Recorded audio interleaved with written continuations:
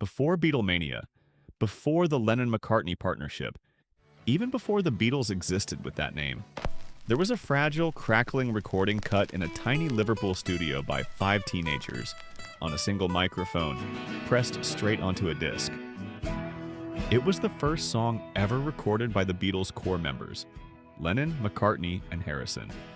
Not only that, it is the only song ever credited solely to Paul McCartney and George Harrison, and it remained lost to public awareness for decades. This is the story of In Spite of All the Danger. In the summer of 1958, the Quarrymen, a local skiffle band, stepped into Philips Sound recording service in Kensington, Liverpool. They were led by John Lennon, with Paul McCartney, George Harrison, pianist John Duff Lowe, and drummer Colin Hanton.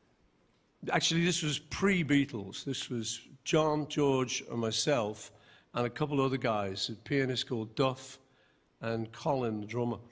And we went down to a little studio in Kensington in Liverpool, and we paid £1 each to make this little shellac recording.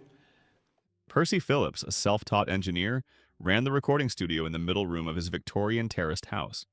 He had an electrical goods shop in the front, and at the back was the family home.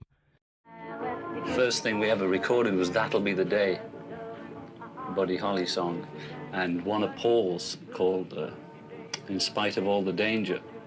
And somewhere, it might be around, it's in Liverpool, somewhere, that record. That's the actual first recording we ever made. The recording cost the group 17 shillings and 3 pence and was pressed directly onto a 10-inch aluminum and acetate disc to be played at 78 revolutions per minute. The studio logbook recorded the session simply as Skiffle, 10-inch, double-sided, direct. In the book The Complete Beatles Recording Sessions by Mark Lewisone, Paul McCartney recalls the session. We waited in the little waiting room outside while somebody else made their demo, and then it was our turn. We just went into the room, hardly saw the fella because he was next door in a little control booth. We ran through it very quickly, quarter of an hour, and it was all over. The moment has been immortalized in the film Nowhere Boy, a 2009 biopic of John Lennon's youth. John sang the lead voice, channeling Elvis, while Paul harmonized. George played the opening guitar in the solo that would put him in the song credits. Just 3 days later, Lennon's mother Julia would be killed in a road accident, a detail that, in retrospect, gives this moment an almost unbearable emotional weight. In Spite of All the Danger is unique in the Beatles' catalog for one remarkable reason. It's the only song credited solely to McCartney-Harrison. This unlikely partnership is better understood in the context of the early years of their friendship.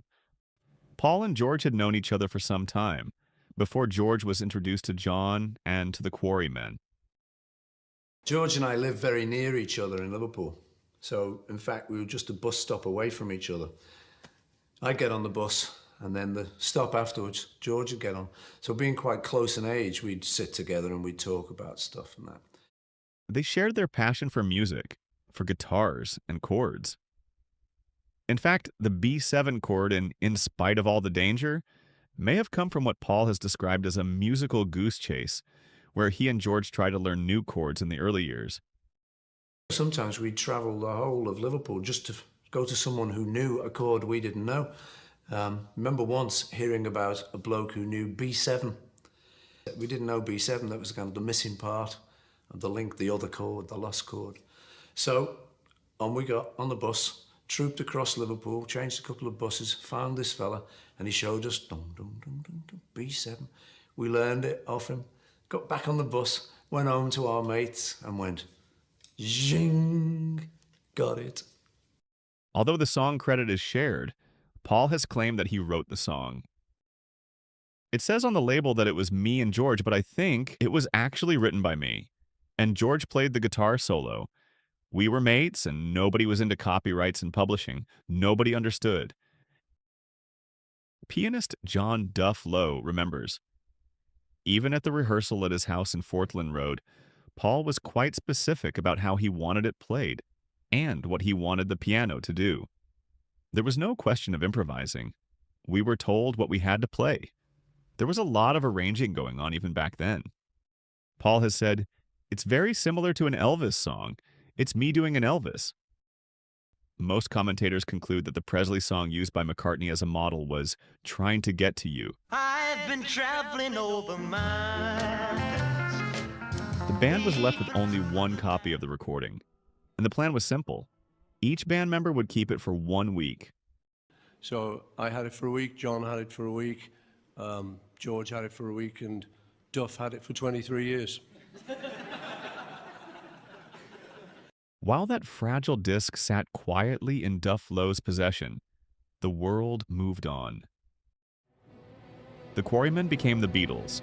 They crossed the Channel and survived Hamburg. They honed their craft at the Cavern. Brian Epstein entered the story. Ringo joined. A record contract followed, then a first #1. They conquered Britain, then America, then the world. Beatlemania erupted. They stopped touring and retreated into the studio, where they made history again and again, redefining popular music and culture. And then it was over. Through all of this, through fame, revolution, and loss, that small acetate from 1958 still existed, unchanged, preserving the moment where it all began. By 1981, Duff Lowe had treasured the disc for 23 years and was considering putting it up for auction. Paul McCartney intervened and decided to purchase it himself.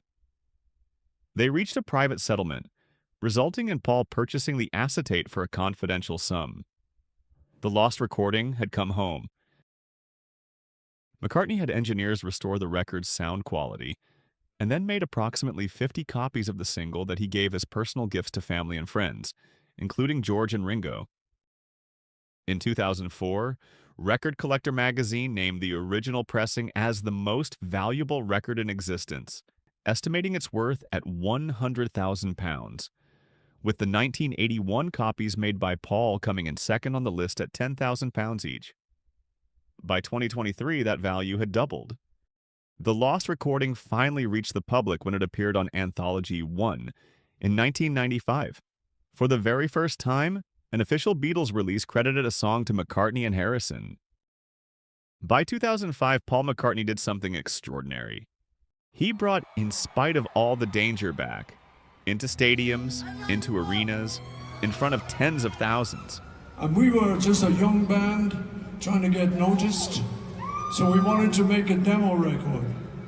And this song is the first song that we ever recorded. In spite of all the pain. A song he wrote at 14 or 15 years old is now sung by a man in his 80s. What began as a teenage experiment has become an emotional bridge across a lifetime.